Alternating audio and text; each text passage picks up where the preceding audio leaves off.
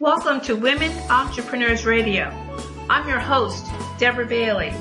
And when I started this show in 2008, I was on a mission to promote women-owned businesses and help women succeed by providing resources and valuable tips from other women and men, small business owners. In each interview, my guests speak openly about their triumphs, the scary times, and tough decisions they had to make along the way. Women Entrepreneurs Radio is about showing women how to harness their natural strengths to achieve success on their own terms.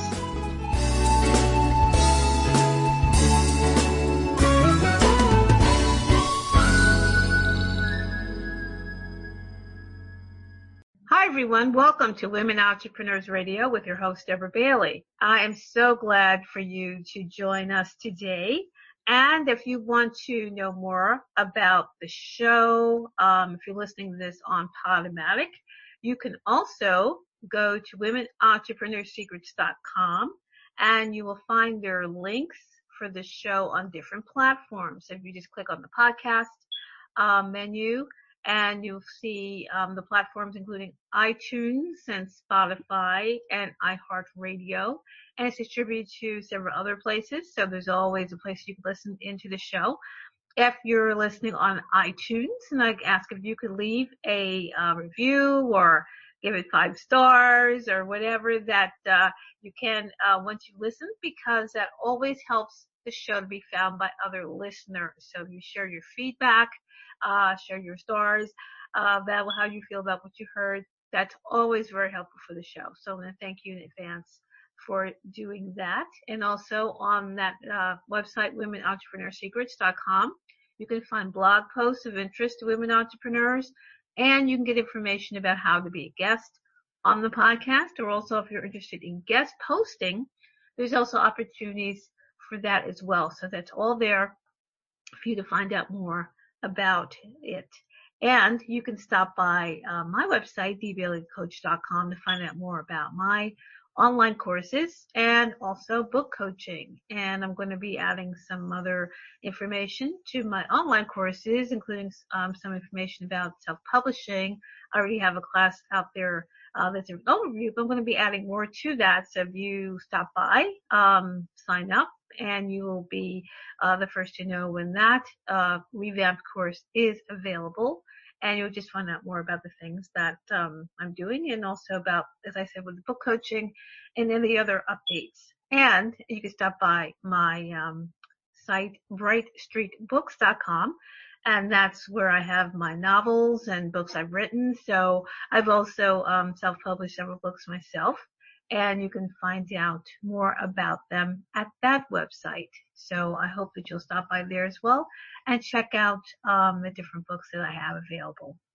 So now we're going to get started with my guest. Trudie German is a certified personal trainer, an expert health and fitness speaker who is passionate about helping busy professional women to make their health a priority.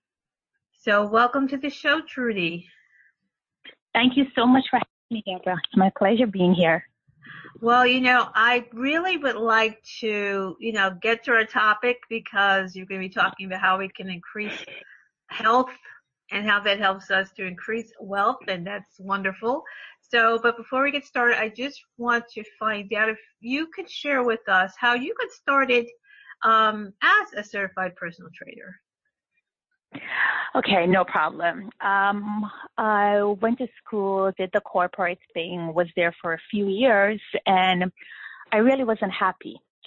And it got to the point where in one of my monthly meetings with my manager, she looked at me, she's like, "Why are you here?" She's like, "You don't want to be here. You don't like it here. You're just here for the paycheck."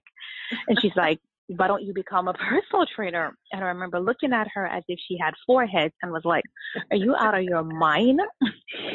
Because at the time it was so far-fetched. I'm like, I don't know any personal trainer making a decent living, just those celebrity ones. And I'm like, how would I even get to that? It wasn't even a thought. I was never an athlete. I'm still not an athlete. I just enjoy working out. So eventually I started thinking about it, and even a few friends of mine suggested it. I left that corporation, went to another one, and was unhappy again. And then I really and truly started mulling over the idea of becoming a personal trainer, certified personal trainer. I started working at a gym part-time. I really loved it. And as they would say, the rest is history. Wow. I know. That's really good that she said all that, because maybe you wouldn't have realized. Yeah, and that is correct. She planted that seed, and I'm forever grateful to her for that, because I only knew I was unhappy doing what I was doing. I didn't know what else I could do. And I'm like, I can't keep doing this. I cannot live like this. I still have lots of working years left. I'm like, I can't do this. Right. But as to what I could do, I never thought about that until she mentioned it. And I actually started to entertain the idea. Wow. That really is interesting that it took that for you to realize. Yeah, you know what? Because most of us were taught the traditional way. You go to school, you major in something, and you get a job. It was just, there was no, you're supposed to enjoy what you're doing. You're there to get a paycheck. You're there to pay bills. So you're not supposed to enjoy it, right? So that's the misconception most of us have. Yes. You're right about that, actually, because I remember now years ago going to it wasn't really a career fair, but it was something like for women particularly, to look for better careers and better ways of living, and maybe starting businesses, so it was really an empowerment thing. And I remember that I volunteered to be one of the people to talk to probably more like younger women who are coming there with questions, or anybody who really want to know what they should do. And then this woman in college was saying how she was I think she was in like a filmmaking school, actually. She may have been at NYU, one of these places, and that's kind of what she wanted to pursue. But then she had like I guess a relative who was kind of trying to convince her she should just go get a 9-to-5. And because what's the point of doing that, and where are you going to go with it? And I'm like, well, there's nothing wrong with taking a job to finance you if that's what you need to do. But don't put your dreams away, especially if you're already committed to going to film school, for goodness sake. And she was doing, a lot of the work, not paid yet, but the thing was she was already on her way. So it was interesting how some people can have a dream, and then maybe someone's saying, oh, you shouldn't do this. But now that's what I'm finding so interesting, because in your case, you weren't even thinking along these lines, and someone else pointed out to you. Exactly. As I said, it wasn't a thought. And, that person that was in film school that you just mentioned, that someone else mentioned to her that, why should she do that? You're right. You're going to have lots of people. I had people say that to me. I had people ask me that because, of course, I up and quit my full-time job to do this. It was like, are you out of your mind? Like, you can't do this. You need to go find another job. So, and what I realized, sometimes it's the people closest to us that make those comments, and they don't always mean bad. Their intentions aren't always to be bad or discouraging. It's just they don't understand it. They don't understand that, you got to take a risk to do something that you love. You can't always play it safe. So I realized you're going to have the naysayers. You just have to be strong and believe enough in what you're doing to just push those naysayers to the side and keep doing you, right? That's it. That's really it. Because as you're saying, what you're doing is important work. Yet one of your concerns at first was, well, how, is there anyone really making a living at this unless they're, doing a celebrity thing? And that's kind of where a lot of times that we're thinking, because it's not quote unquote traditional. At this point, I'm not even sure what you would call traditional. I was thinking that. I'm like, because most people I know these days don't really work a 9 to 5. And even Right. if they have a quote unquote 9 to 5, they have what we now call a side hustle, Yes. right? Like Yes. a passion project or something. Yes. So what is traditional Right. anymore? Right. That's completely changed now than what it was looked at. I mean, even when I came out of corporate um, several years ago, and they back in the day used to call it moonlighting. If you were doing another job, instead, yeah, that was a term that it was called, and people were very discouraged from. You had to hide that. People would hide that from their employer because they didn't want them to know that they had another job or another loyalty, I guess you could say. And then after the financial meltdown, I believe, in my opinion, that kind of changed a lot of perspectives. So I kind of feel that in the technology that, came about with the online world, a lot of things changed all around the same time or really started to accelerate. So you're right about what is traditional, and, even though some people still kind of stick to that idea, all of that is constantly changing. So I think that people are making their way now, ways that people may not have dreamed or didn't exist before maybe technology opened the door now for these things to come about. But, your topic of increasing your health and increasing your wealth, let's talk a little bit about that, because I know that people say, well, if you don't have your health, you don't really have anything. So, what is your take on how someone can really, really increase their health and their wealth? What that means is take control of your health. Most people don't get enough sleep. Going back to having side hustles and what's traditional anymore. Gone are the days where women are only at home working, taking care of the family. Most women now have a profession. They have a family. So even a lot of them, along with having a profession and a family, have a side hustle or so many other things going on where most women are not getting enough sleep.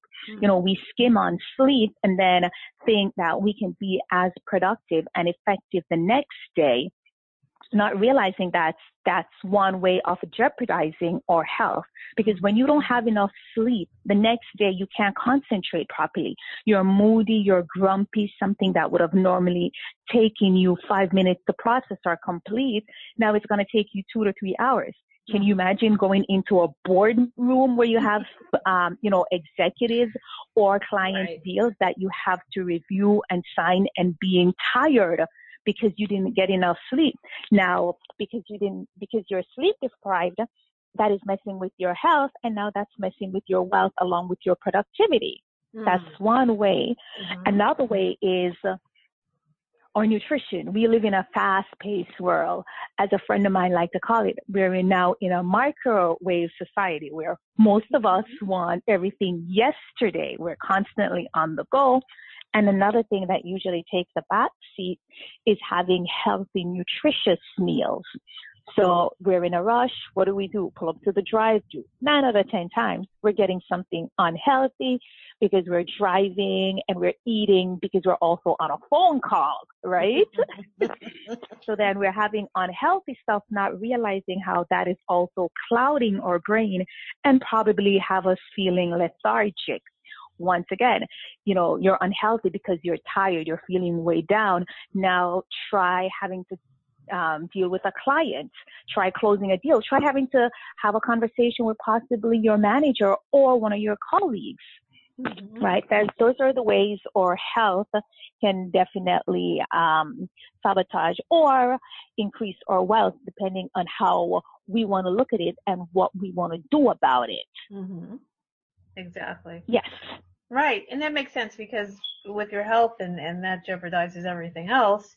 And if you aren't up to par, even if it comes down to not even sleeping, which of course can lead to so many other illnesses, you really can't do all these other things, Exactly.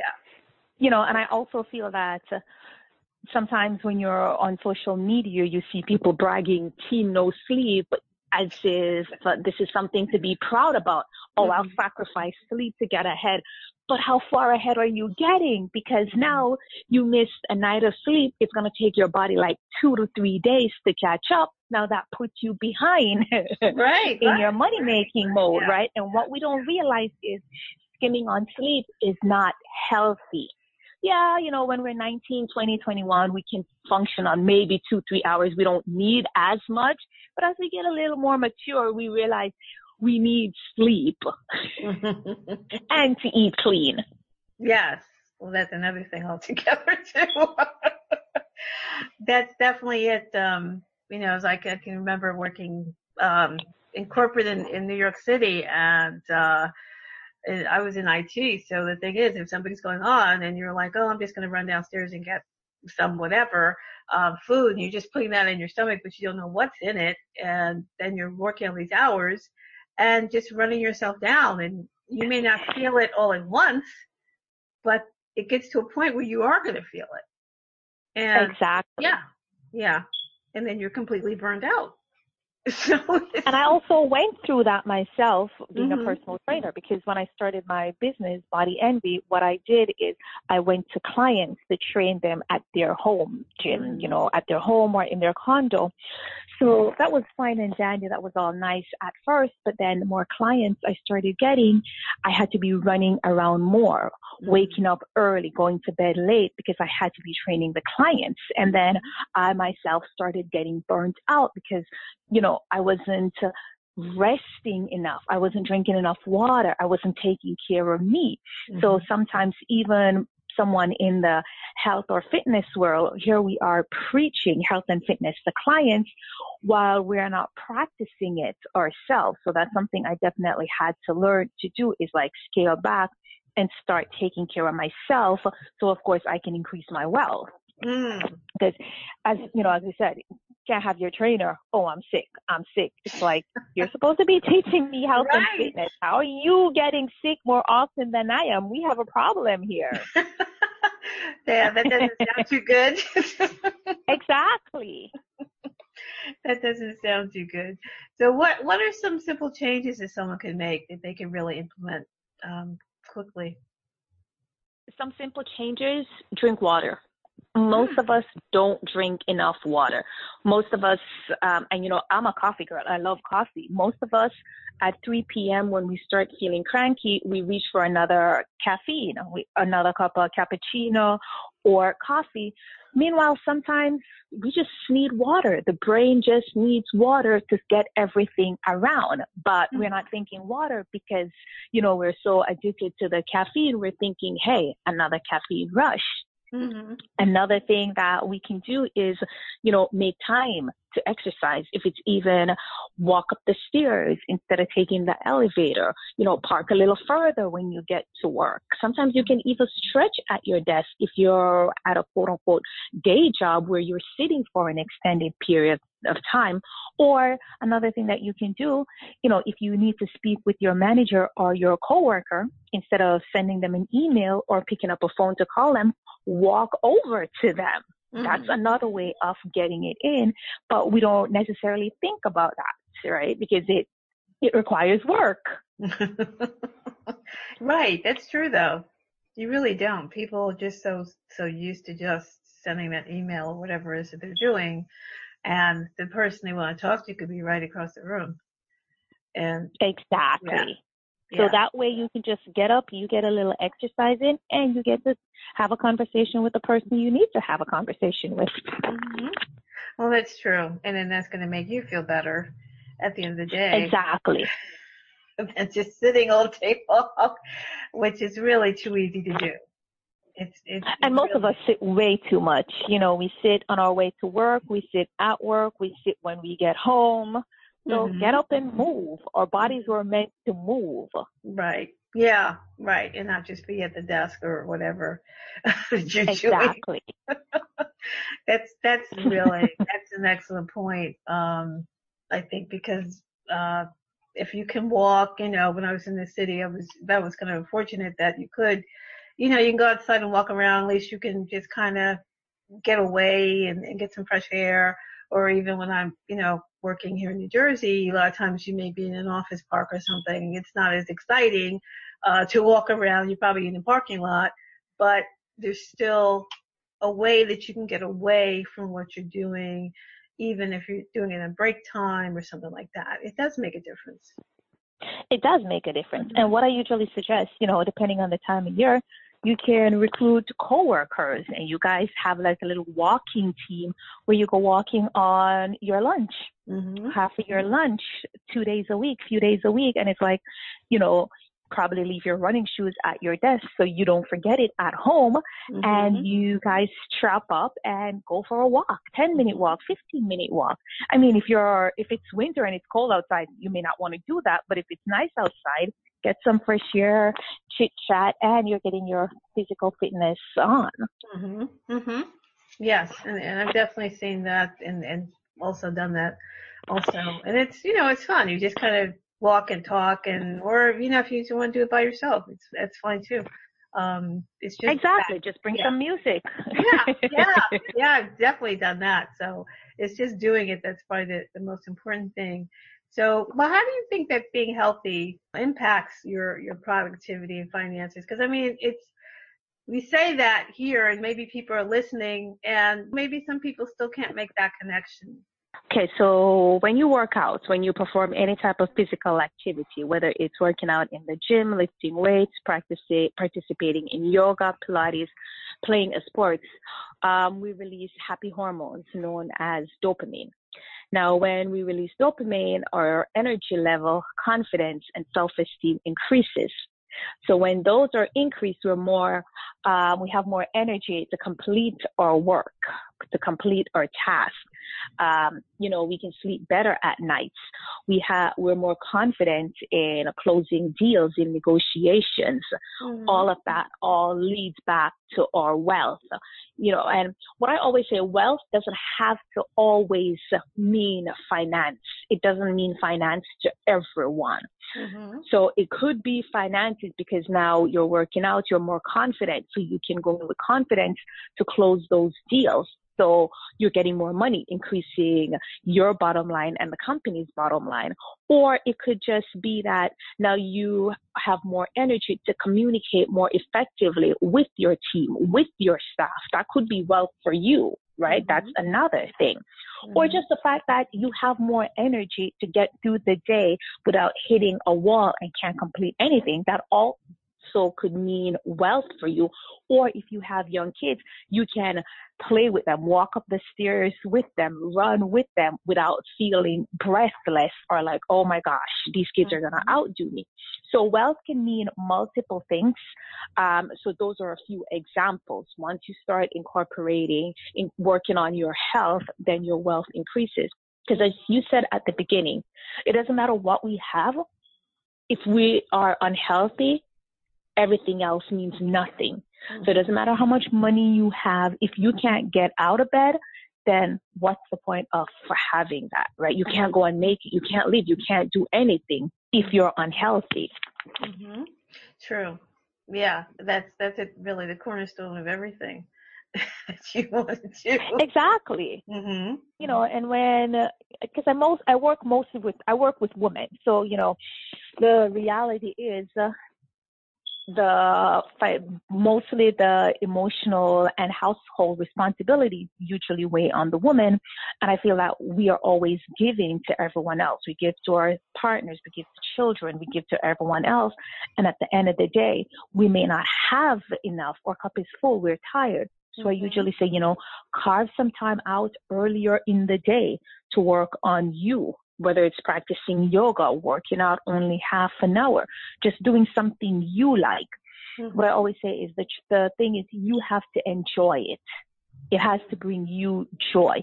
It may not always bring you joy before you do it, but once you've completed it, it's like, oh, okay, I feel good. I'm happy now. I can do this.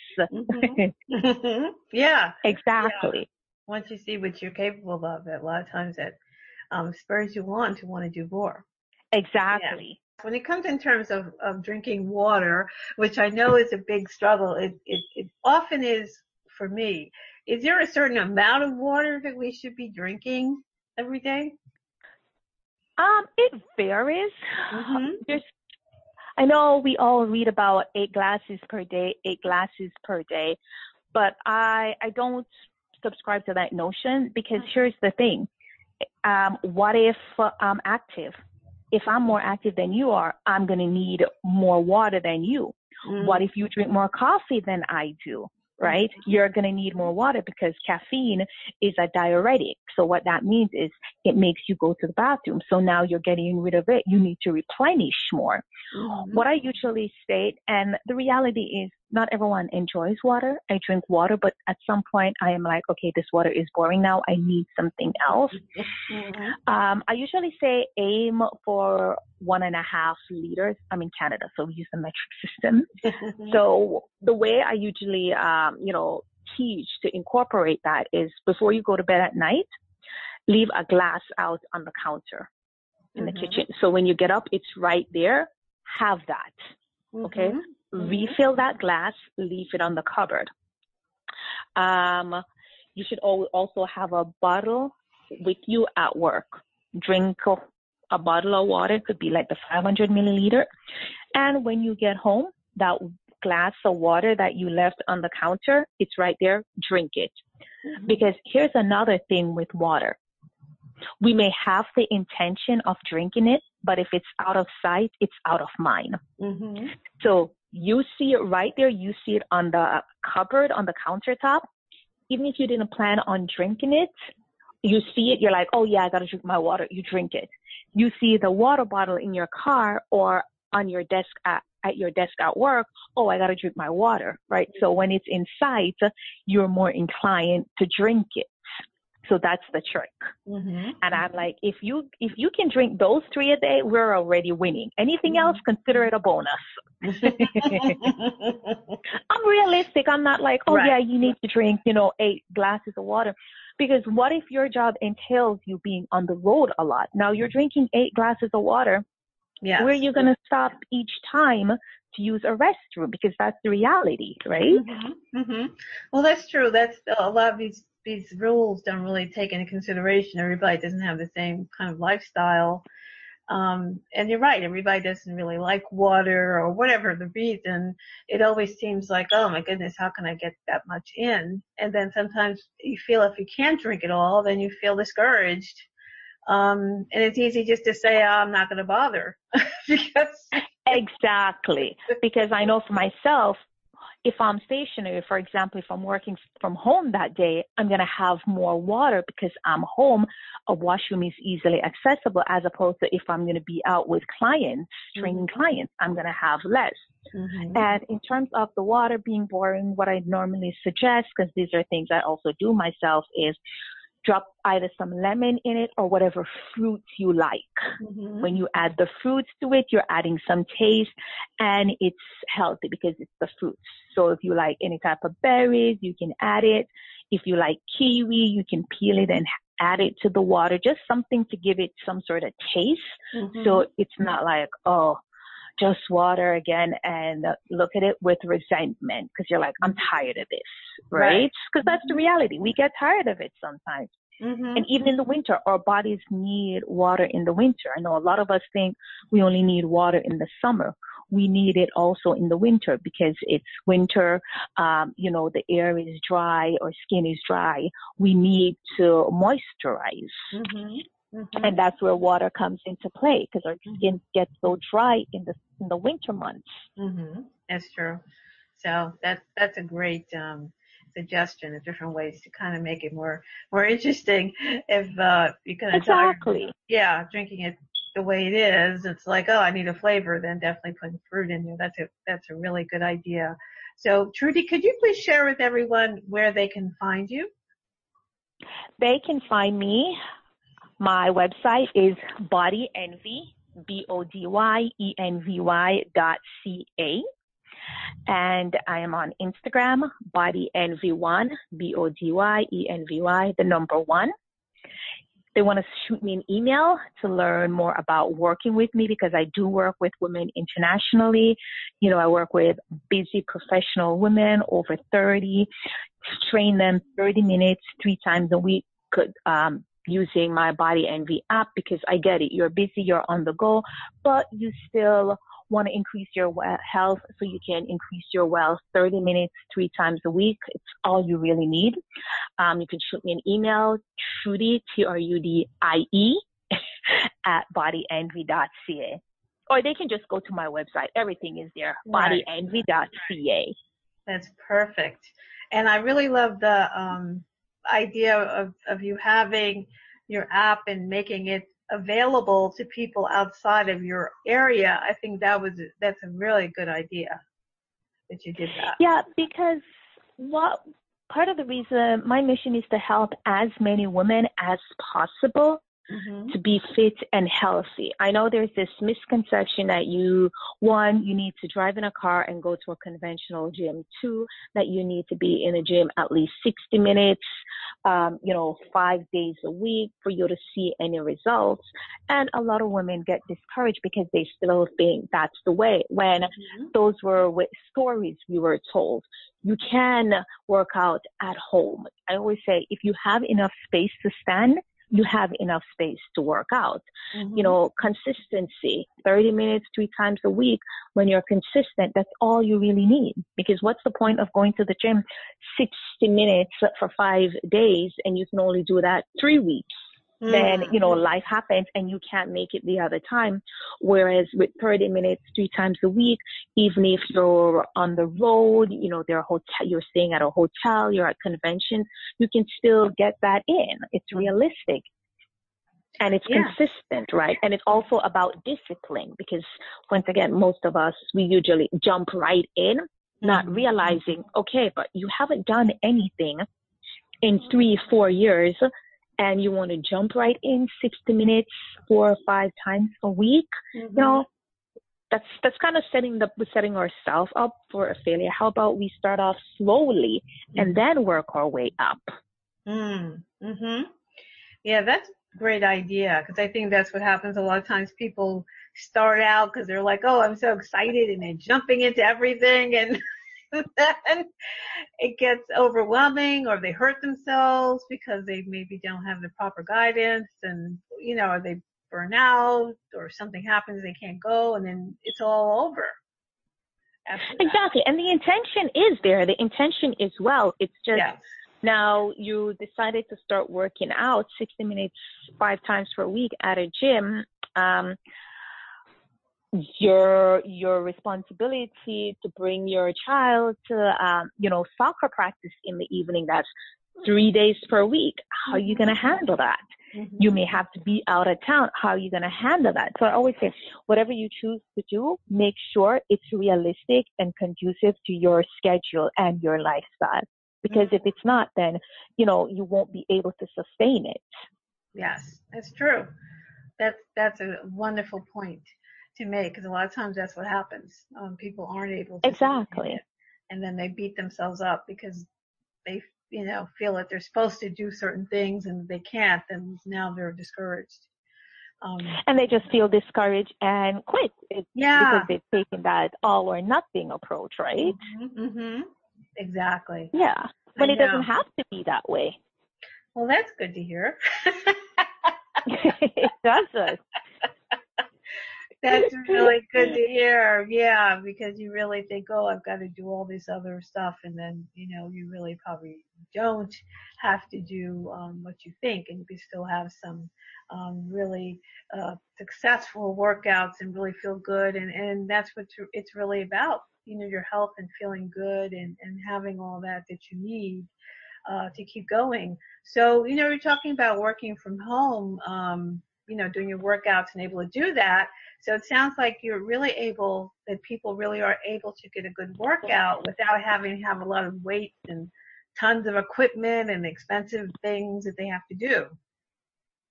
Exactly. That's just another misconception. I mean, if you enjoy going to the gym, then all means go ahead and do that. However, if you realize, getting in a car and driving to a gym, one, you don't enjoy it or it's not conducive to your lifestyle, you can just buy some items like sets of dumbbells, kettlebells, yoga mats, stability balls, which are all the things, my clients use when they're training with me in my app. Those are the things you really need. Mm-hmm. Everything else, like the leg machine, all those things are bonuses. You don't necessarily need them. Mm-hmm. Right? Mm-hmm. So, and another reason why a lot of people aren't motivated or don't know where to go, it's they don't know what to do. They don't know what to do, where to start. They may have an idea and know just a few moves, and they keep performing the same moves and no longer see any results. So they just give up, right? So that's another thing.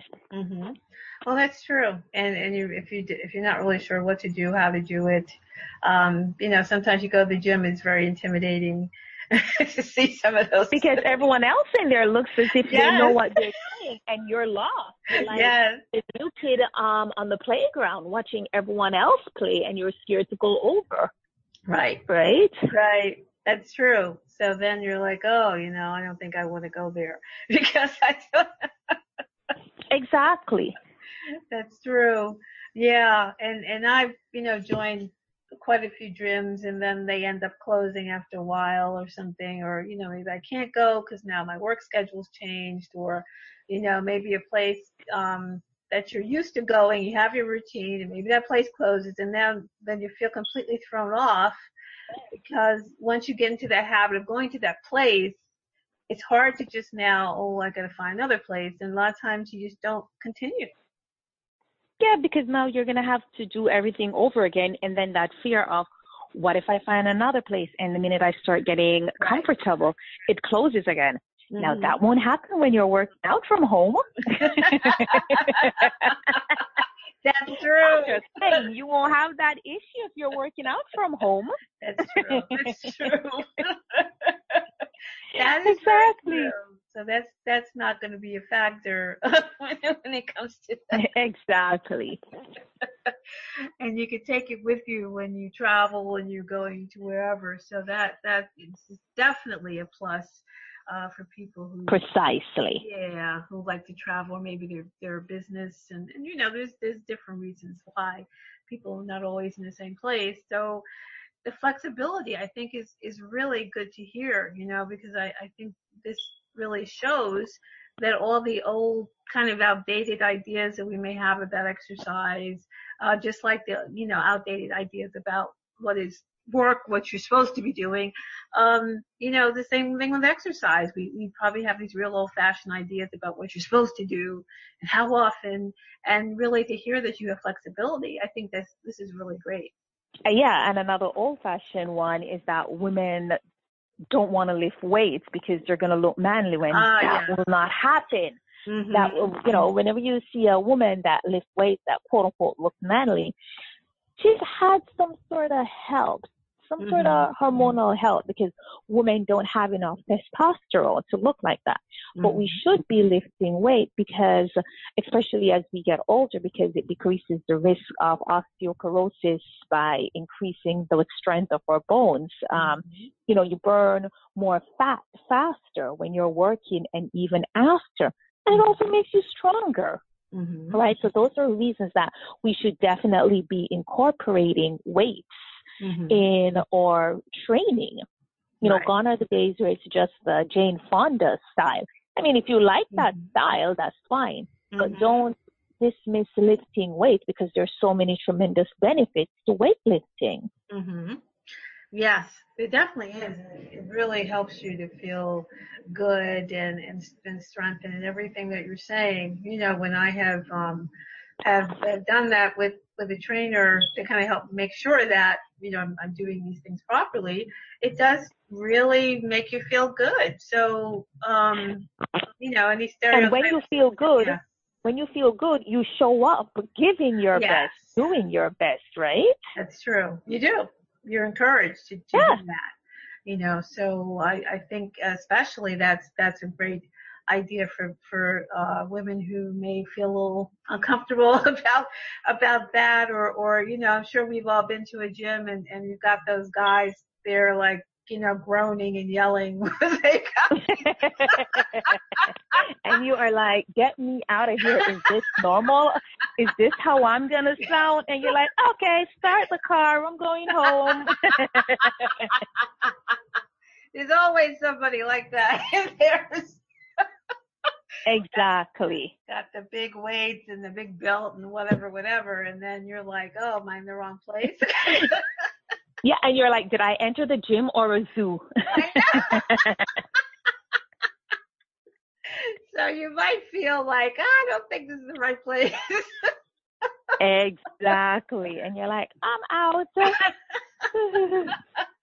So no, it doesn't have to be that way. It really doesn't. So, I think that for those who aren't sure if they find that right kind of environment where they're comfortable, then definitely knowing that you can make your own space and do what you have to do for yourself is really a good thing to know.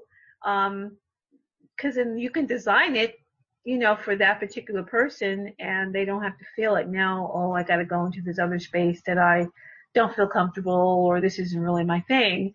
That shouldn't stop anybody from exercising.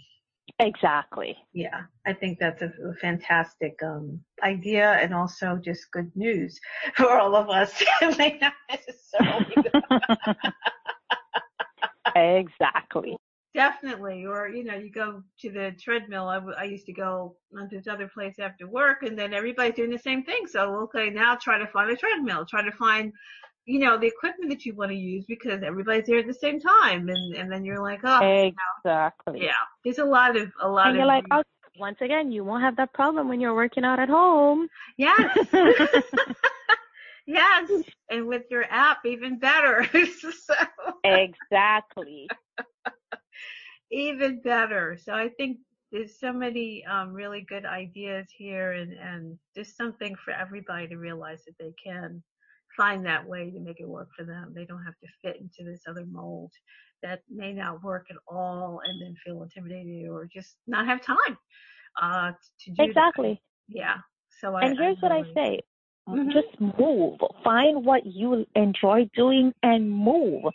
You may try weight training and you realize it's not for you. You prefer, attending dance class, or you prefer to be part of a collegiate team, like a indoor soccer team or something. Just find something that you enjoy doing, and you will find once you enjoy doing it, you're going to make time for it. You're not going to find time, because you'll never find time. You will make time when you enjoy it. And then, once you start doing that, then you watch your productivity and wealth, whatever wealth means to you, just start increasing, right? Yes, that's true. That's really what it's about. So I think these are all fantastic ideas. I was going to ask for some final thoughts. I don't know. That sounded like those were. But well, I'm sure I can. Yeah, make time for your health. If you have to get up a little earlier, if you have to spend less time on the internet, if you have to watch one less show a week, just make time for your health, because without your health, you don't have anything. You can't be there for the people and things that you care about. And that's the reality. That's just the reality, right? Well, Trudie, I'm so glad that we could connect and that you could be on the show and share everything that you're doing, and also let everyone know how they can work with you. This has really been a wonderful conversation. Thank you again for being here. Thank you for having me. I really enjoyed it, Deborah. Well, everyone, I know that you enjoyed this show, and I know that you're going to follow up with Trudie. Check out her website. See if she is able to work with you. I'm sure she is, because she's got her app. So there's no reason why you can't get started. No reason why you can't get started. So, please keep this in mind, because everybody is busy and working, and particularly if you're a person with a business, or thinking of opening one, or work, whatever you're doing, take time for yourself. It is so, so important. So please make sure that you do that, and, follow up and see how you can, really kind of use these tips that Trudie shared, so you can improve increase or maintain your health going forward. So I want to thank you so much for joining me on Women Entrepreneurs Radio. I'm your host, Deborah Bailey. Thanks so much, and we'll see you again next time.